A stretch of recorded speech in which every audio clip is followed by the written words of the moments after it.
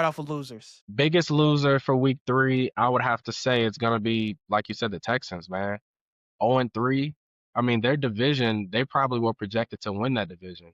Yes. And the fact that they're starting off 0-3, that's not ideal. And it's not like they don't have the talent. I mean, they got a great defense, they got a great coaching staff, they got one of the top premier wide receivers on the outside of Nico Collins. At the end of the day, I think this boils down to CJ Stroud and him not, performing the way that he's supposed to.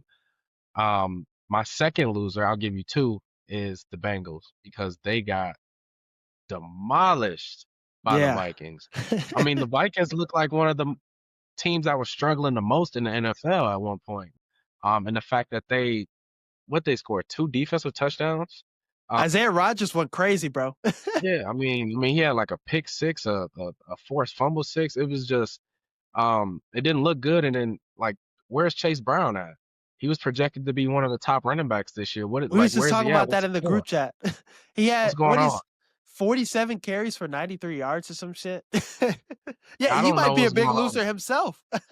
Yeah, is it the O line? Like, is the O line that bad, or is it the staff? Like, come on, Bengals, you guys got to be better than that. But yeah, those are my two biggest losers: the Texans and the damn Bengals. Both teams, I'm not high on both teams to make the playoffs. I mean, even with the injury with Joe Burrow, I thought Jake Browning could have a shot, but getting destroyed like that, uh, I think the Cowboys are a big loser too. That defense was one of the worst defenses we've seen in the NFL, probably. I mean, just how the Bears were able to take advantage of them, how the Giants were able to have their way. Eberflus should not be a coach. If we're being honest, he should not have a job. Look, Bears fans hate Eberflus. Honestly, when he's with the Bears, our defense was one as bad as our offense. But the best defensive performance the Eagles have had I mean, the Cowboys have had this year has been against the Eagles, which is pretty ironic because they're the Yeah, best team that they've played so far. they locked in Trayvon for Diggs just doesn't look the same. nah.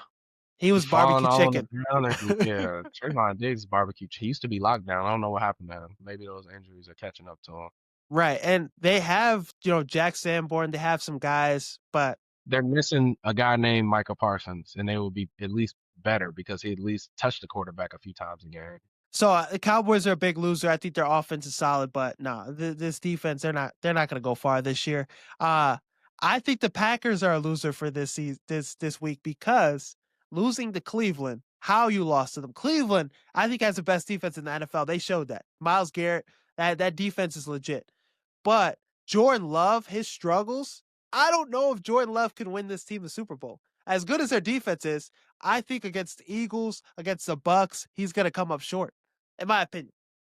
No, I agree with you. I've never had the Packers winning the Super Bowl, even with the hot 2-0 start that they had.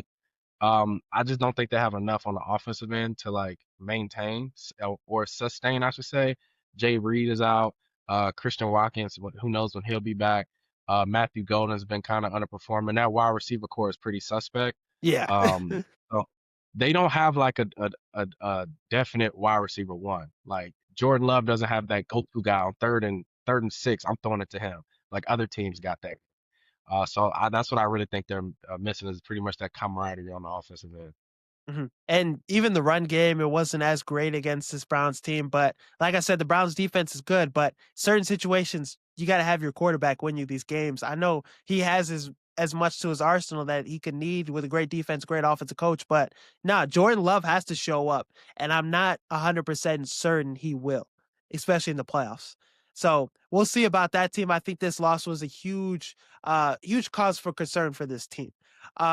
Let's get into our winners. Man, it's a ton of winners. If I had to pick one, I know this is gonna sound super crazy, but the Rams. To me, the Okay. Rams was a winner in week 3. And I'll tell you why. The run game looked amazing. The pass game looked amazing. Corum got They lost involved the too. game. Yeah, Corum got involved. He looked great. They did lose the game, so I know it sounds crazy that I'm picking them as a winner, but they lost to the Super Bowl champions, and it took a blocked field goal that probably shouldn't have been blocked. Yeah. Um, but I think the Rams look amazing. I think they're super underrated. And I think that they will be Super Bowl contenders at the end of the year. That's my first winner. And of course, I got to give you two. My Okay. second winner is going to be the Chargers. The Chargers look phenomenal, and they are here, and they are who no one thought that they would be. I mean, the run game looks decent now. Hampton kind of is getting unlocked a little bit week over week. The O line, man, they might have one of the best solid O lines in the league. Even without And then Slater out, even with even Rashawn without Slater, Slater, exactly. crazy. They're giving Herbert so much time back there, and he's dotting everybody up. He's got Johnston, who we thought was like a big bust. He's got him looking like a top wide receiver. Yeah, He's revamped Keenan Allen. I mean, Lad McConkey damn near looks like the third wide receiver on that team, and we know he's crazy. probably the best. So the Chargers are winners, and Derwin James, he's a bad boy. He's a Oh bad yeah, boy. Even he's been even hitting. even without the Mac, that defense is still running. So the Chargers look great. Yeah, I would agree. Chargers, they look like they're going to win that division. And that's something I thought another team was going to win the AFC West. Thought it was going to be the Broncos, but so far, 3-0 in your division, you can't beat that.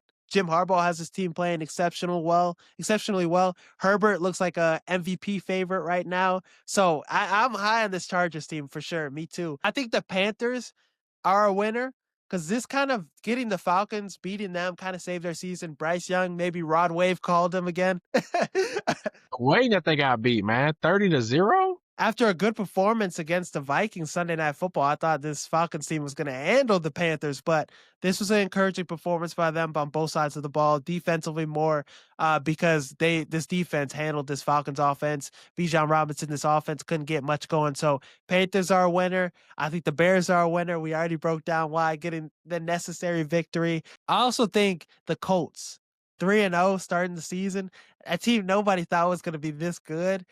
Daniel Jones, Vanilla Vic, he's been done shit. Really good. One of the best quarterbacks in the NFL this season so far to start. Shane Steichen made the right decision, obviously, over Anthony Richardson. Like, at first I'm like, why are we not throwing our young guy that we drafted number 4 overall?